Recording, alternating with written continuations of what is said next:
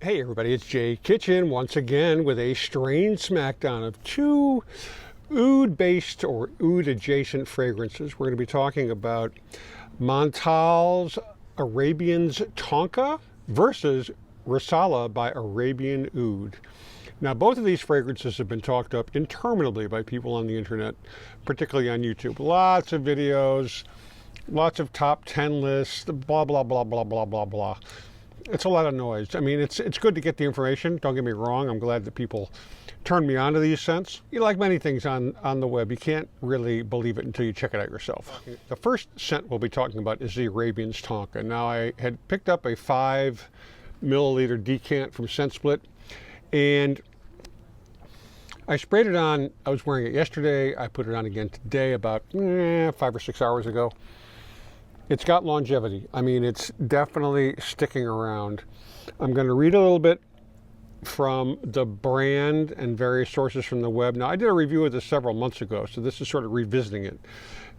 And what the comments, or not comments, but what the notes, quote unquote, are about this scent are: immerse yourself in the captivating essence of Montal's Arabian's Tonka, a unisex eau de parfum spray that truly stands out. Launched in 2019, this intoxicating perfume is a delightful blend of intriguing scents, making it a must-have for those who appreciate high-quality fragrances. The top notes of the perfume are saffron and bergamot, providing an initial burst of exotic and citrusy scents to awaken your senses. As the perfume settles, the heart notes of agar wood, also known as oud, and Bulgarian rose come to the forefront, adding a rich and floral depth to the fragrance.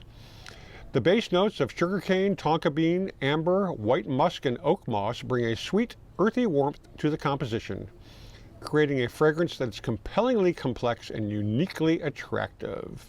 You know, it's on Lucky Scent, the comment is a fine blend of spiced smoke, bewitching Bulgarian roses, tonka bean, and bergamot gives way to the animal temperament of oud, amber, and musk. An audacious, racy, and fiery fragrance. The saffron in both of these scents is very, the saffron in both of these scents is very present. Now we're going to do another couple sprays. It's really, out of the decant, it's really poof, strong. It does, on the dry down, it's very nice. The saffron and the oud sort of remind me of the Amouage saffron attar, the oil. However, this has a little bit, as it dries down, it's got a little bit of a synthetic note to it. The price point, as on most Montals, I believe the full retail is $180 or thereabouts for 100 mLs.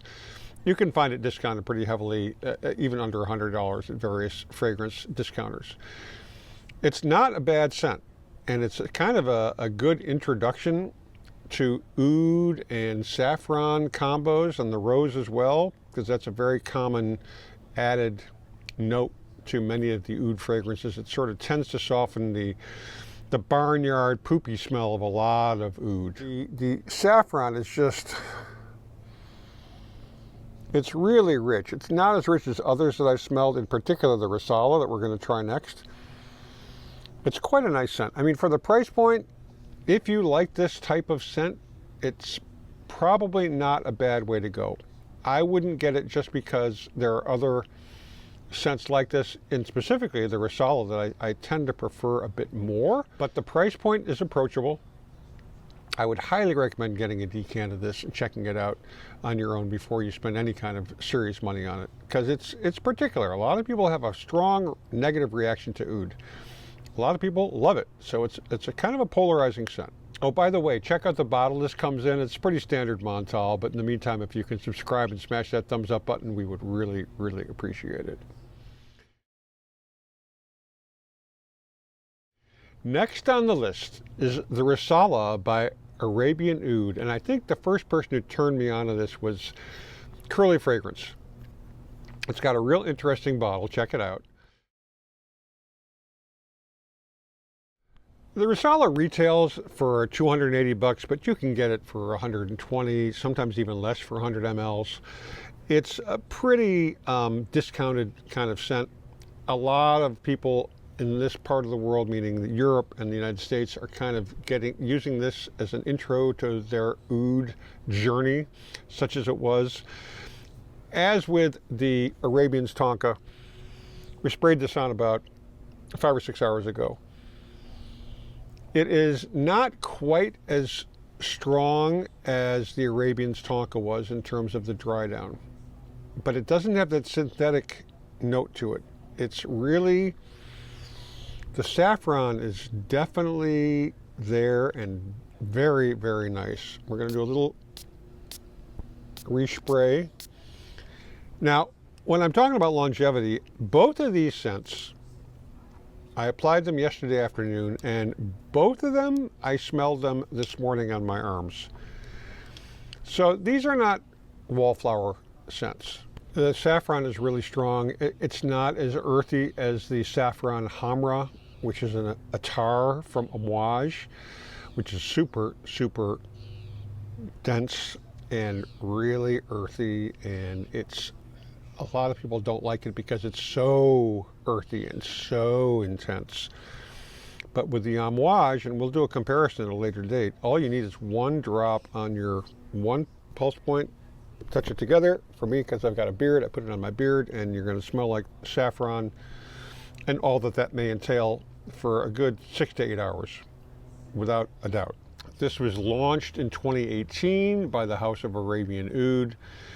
They remarked that it's a captivating blend of unique aromas that will transport you to an enchanting Arabian night. The fragrance journey begins with the top notes of saffron, a rare spice known for its rich and vibrant aroma. This perfectly paves the way for the heart notes of romantic rose and warm vanilla, creating a harmonious fusion of sweet and spicy scents. As the fragrance settles, the base notes of oud and dark chocolate take over, leaving a lingering scent that is both woody and decadently sweet. Resala is not just a perfume, it's a scent experience. With each spritz, you'll find yourself enveloped in an aroma that is as multifaceted as it is mesmerizing. Between the two of these scents, and they're priced, the list is more expensive for the Resala, but the discount is there. They're within striking range of each other price-wise. If you had to choose, I'd go for the Resala as opposed to the Arabian's Tonka, just because it doesn't really have that synthetic twang to it. Most people are not going to notice that. Unless you've been putting your nose on a lot of scents for a certain amount of time, you're not necessarily going to pick up that synthetic note. But it's very, very rich. Very, very nice. Is it to swoon for, like Curly Fragrance is doing? Not to me. Not to me. And it takes a minute to get used to. Not everybody's really going to be feeling this. This is a very specific kind of nose.